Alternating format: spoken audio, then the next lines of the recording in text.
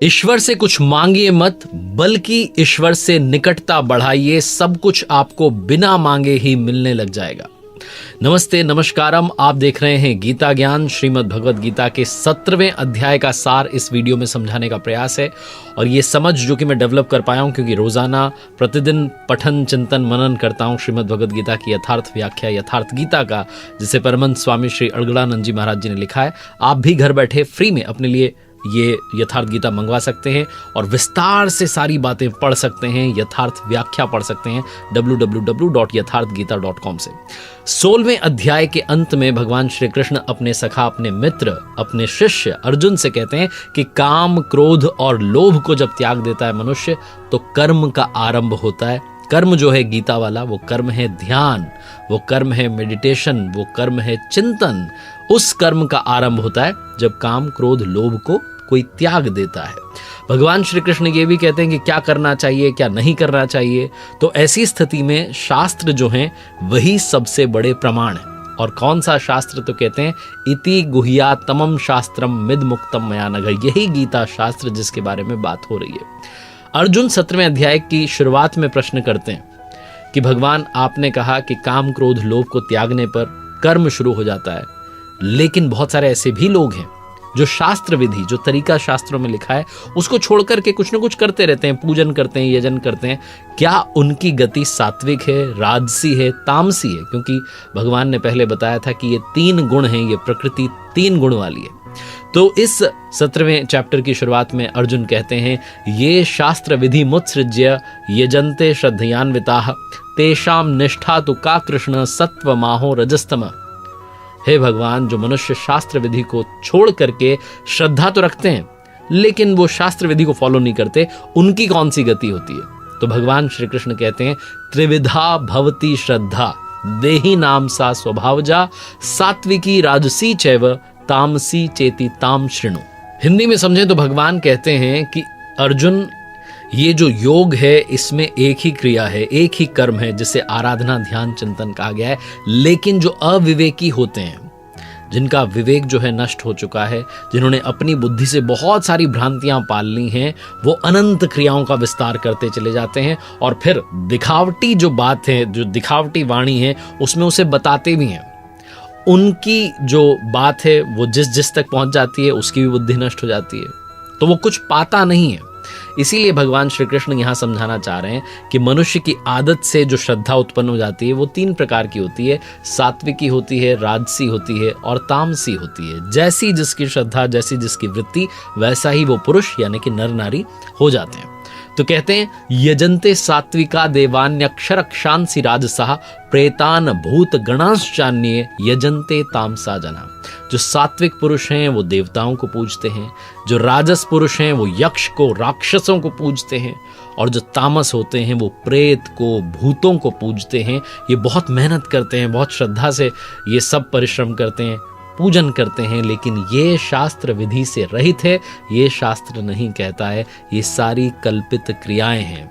ये लोग जो हैं ये दंभ में, अहंकार में युक्त होते हैं। तो बहुत स्पष्ट किया कि जो सात्विक श्रद्धा वाला है वो देवताओं को पूज रहा है, जो राजसी सिर्फ घमंड के लिए चाहता है जीवन जीना, वो राक्षसों की पूजा कर रहा है, और जो तामस, जो कि तमोवृत्ति वाला पुरुष है, वो पूजा कर रहा है भूतों की, प्रेतों की। और भगवान इस 17वें अध्याय में कहते हैं कि ये सारे लोग जो हैं मुझसे दूरी पैदा करते हैं, आत्मा और परमात्मा के बीच में दूरी पैदा करते हैं, इसलिए इन सबको तू असुर जान। वो बड़ा स्पष्ट कहते हैं कि ये सब मुझसे दूर भाग रहे हैं, ये मेरे पास नहीं आ रहे हैं। इसीलिए भगवान श्री कृष्ण ने जो कहा उस बात को फॉलो करना शुरू करना चाहिए। उन्होंने कहा कि एकमात्र परमात्मा की शरण में जाइए, सर्वधर्मान परित्यज्य मामेकम शरणम व्रज। ये बात उन्होंने कही कि सब छोड़ करके मेरी शरण में आ जाओ। और जो ध्यान करने का तरीका है वो पिछले अध्याय में बहुत स्पष्ट किया। जो 4 स्टेजेस बताई गई हैं, अगर आप उन्हें फॉलो करते हैं तो आप सही तरीके से चिंतन, मनन और ध्यान कर पाएंगे। भगवान कहते हैं अपने मित्र, अपने सखा, अपने शिष्य अर्जुन से कि अर्जुन, जिस तरीके से श्रद्धा 3 प्रकार की है, उसी तरीके से भोजन भी 3 प्रकार का है, यज्ञ, तप और दान भी 3 प्रकार के हैं। सबसे पहले भोजन आहार के बारे में कहते हैं। श्री भगवान उवाच आयुः सत्व बलारोग्य सुख प्रीति विवर्धना रस्या स्निग्धा स्थिरा हुद्या आहारः सात्विक प्रिया। कहते हैं जो आयु को बढ़ाने वाला है, बल को, बुद्धि को, सुख को, प्रेम को बढ़ाने वाले भोज्य पदार्थ हैं, भोजन है, वो सात्विक जो पुरुष हैं उनको प्रिय होते हैं। जो स्वभाव से हृदय को प्रिय लगने वाला भोजन है, जो आपके दिल को पसंद है, वैसा जो भोजन है वो सात्विक होता है, वो सात्विक लोगों को प्रिय होता है। इस श्लोक के अर्थ से स्वामी जी यथार्थ गीता में कहते हैं कि स्पष्ट होता है कि कोई भी जो भोज्य पदार्थ है वो सात्विक, राजसी और तामसी नहीं होता, उसका प्रयोग सात्विक, राजसी, तामसी होता है। अलग अलग जो परिवेश हैं, अलग अलग जो मौसम है, उसके हिसाब से भोजन बदलता रहता है। आगे भगवान श्री कृष्ण जो हैं राजसी पुरुषों को कैसा भोजन प्रिय होता है, तो उस पर कहते हैं कि राजसी जो लोग हैं उनको कड़वे, खट्टे, नमकीन, गर्म, तीखे, रूखे, दुख पैदा करने वाले जो भोजन है, जो आपके स्वास्थ्य को खराब करने वाला भोजन है, वो प्रिय होता है।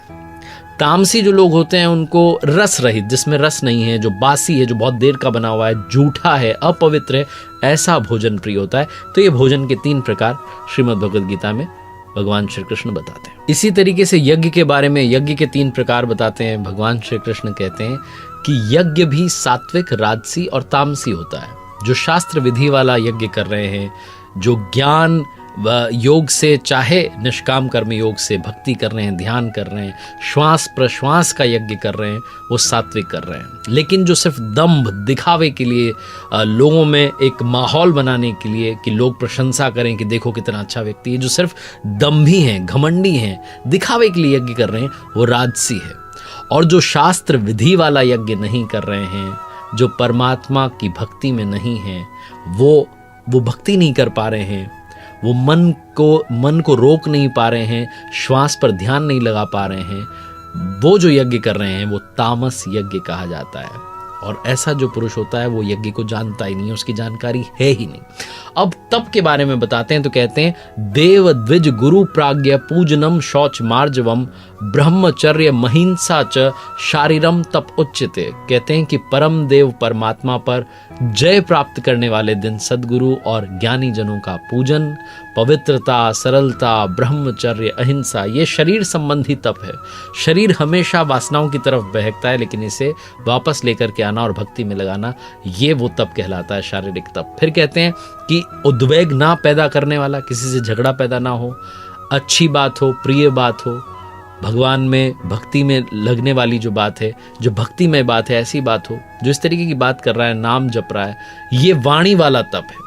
वाणी भी हमारे विचारों को व्यक्त करती रहती है, वो कई बार ऐसे विचारों को व्यक्त करती है जो हमारे मन को बहका रहे हैं, उस तरफ से समेट करके अगर आप भक्ति की तरफ लगाते हैं, परमात्मा की दिशा में लगाते हैं, तो ये वाणी वाला तप कहलाता है। मन के तप को भी बताते हैं कि मन का तप क्या होता है। तो मन जो है आपका प्रसन्न रहे, भगवान के अलावा, इष्ट के अलावा आप किसी और बारे में सोचे नहीं, मन आपका रुक जाए, अंतःकरण जो है वो पवित्र हो जाए, कोई और विचार ना आए, ये मन संबंधी तप होता है। शरीर, वाणी और मन, इन तीनों का तप मिला करके सात्विक तप कहलाता है।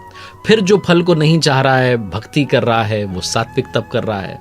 जो सत्कार के लिए, घमंड के लिए, पाखंड के लिए तप कर रहा है, वो चंचल फल वाला तप कर रहा है, उसे फल भी चाहिए, वो राजस तप है। और जो सिर्फ मूर्खता से, हट से मन को, वाणी को, शरीर को पीड़ा दे रहा है, दूसरों का अनिष्ट करना चाहता है, बदले की भावना से आगे बढ़ रहा है, वो तप तामस कहा गया है।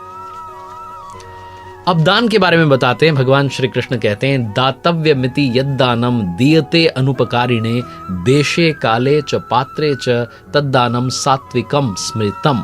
कहते हैं दान देना ही कर्तव्य है, ये हमारा कर्तव्य। इस भाव से जो दान दिया जाता है, स्थान, समय और सत्य पान, यानी कि जो सही उसको भोगने वाला है, जिसको वाकई में आवश्यकता है, ऐसा अगर कोई व्यक्ति मिलता है, उसको जब दान दिया जाता है, बदले में उपकार की भावना कि मुझे दुआएं मिलेगी, इस भावना से भी रहित होकर के दिया जाता है, वो दान सात्विक कहा जाता है। लेकिन जिसमें दान दे रहे हैं और हमें फल चाहिए, वो दान राजस है। और जिसमें झिड़क करके कि लेके चला जा, इस तरीके से जो डांट डपट करके दान देता है कि चलो आगे बढ़ो, वो दान तामस कहलाता है। भगवान श्री कृष्ण के अर्जुन जो हैं प्रिय शिष्य हैं, इसलिए पूछा तो गया था सिर्फ श्रद्धा के बारे में, लेकिन वो यज्ञ के बारे में बता देते हैं, तप के बारे में बता देते हैं, दान के बारे में बता देते हैं, आहार के बारे में बता देते हैं, और अंत में कहते हैं ओम तत् सत। आपने सुना होगा, अक्सर हम कहते भी हैं और सुनते भी हैं, हरि ओम तत्सत। तो ओम तत् और सत जो है ये क्या है, भगवान श्रीमद् भगवद गीता में बड़ा स्पष्ट करते हैं। ओम तत्सदिति निर्देशो ब्रह्मणस्त्रिविधः स्मृतः ब्राह्मणास्तेन वेदाश्च यज्ञाश्च विहिताः पुरा। कहते हैं अर्जुन, ओम तत् और सत ये 3 प्रकार का नाम जो है ये ब्रह्मणः निर्देशः स्मृतः, ब्रह्म का निर्देश करता है, स्मृति दिलाता है, संकेत करता है, और ब्रह्म का परिचय यानी कि सिंबल है। इसी से पूर्व में ब्राह्मण, वेद और यज्ञ जो हैं रचे गए हैं, यानी कि ब्राह्मण, यज्ञ और वेद जो हैं ओमकार से पैदा होते हैं, ये योग से पैदा होते हैं, ओम के चिंतन से पैदा होते हैं, और कोई तरीका नहीं है। पीछे भी बहुत क्लियर किया कि ब्राह्मणत्व जो है उसे अर्जित किया जाता है, उस तक पहुंचा जाता है, वो एक स्टेज है, वो एक स्थिति है। यहाँ कहते हैं आगे, तस्मादो मृत्युदाहृत्य यज्ञ दान तपः क्रिया प्रवर्तन्ते विधानोक्ता सततम ब्रह्मवादिनाम। यानी कि ब्रह्म का कथन करने वाले जो पुरुष हैं, वो जो कि शास्त्र विधि से नियत की हुई यज्ञ, दान और तप की क्रियाएं करते हैं, वो ओम नाम के उच्चारण करके ही करते हैं, जिससे कि ब्रह्म का, प्रभु का स्मरण हो जाए। तो ओम जो है वो परमात्मा का परिचायक है, उनका सिंबल है, उनके बारे में बताता है। ओम के बारे में बता दिया, अब तत् के बारे में बताते हैं। कहते हैं तदित्यन भिसंधाय फलम यज्ञ तपः क्रिया दान क्रियाच विविधा क्रियन्ते मोक्षकांक्षी भी।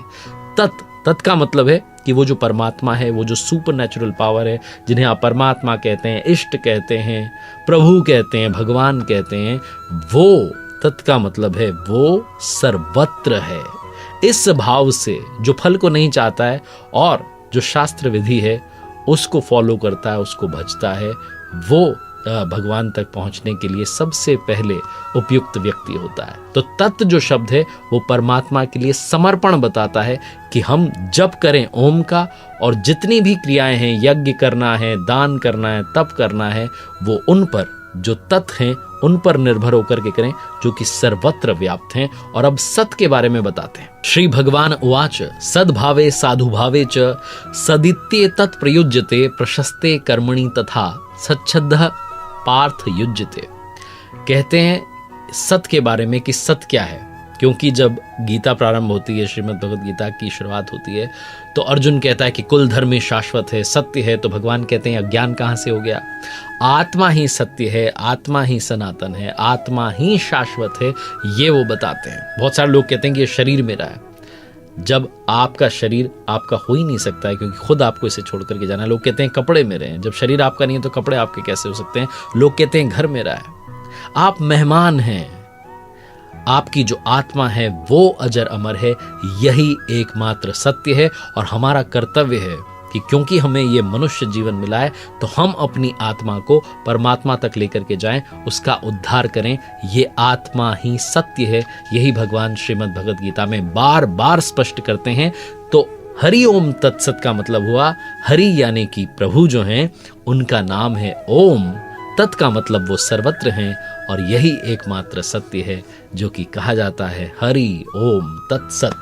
अंत में श्रीमद् भगवद गीता के इस चैप्टर 17 में 17वें अध्याय में 17 अध्याय में भगवान कहते हैं कि जो भी हम कर रहे हैं उसके लिए श्रद्धा बहुत आवश्यक है। बिना श्रद्धा के किया हुआ हवन, दिया हुआ दान, तपा हुआ तप, जो कुछ भी कर्म कर रहे हैं वो सारा का सारा असत कहा जाता है। उसका ना तो यहाँ कोई फायदा मिलना है, ना परलोक में कोई फायदा मिलना है। इसलिए समर्पण के साथ श्रद्धा बहुत आवश्यक है, बहुत जरूरी है। और इसीलिए ये जो 17 अध्याय, इसका नाम है श्रद्धा त्रय विभाग योगो नाम 17 अध्याय। उम्मीद है आपने बहुत कुछ इस चैप्टर के सार से सीखा समझा होगा।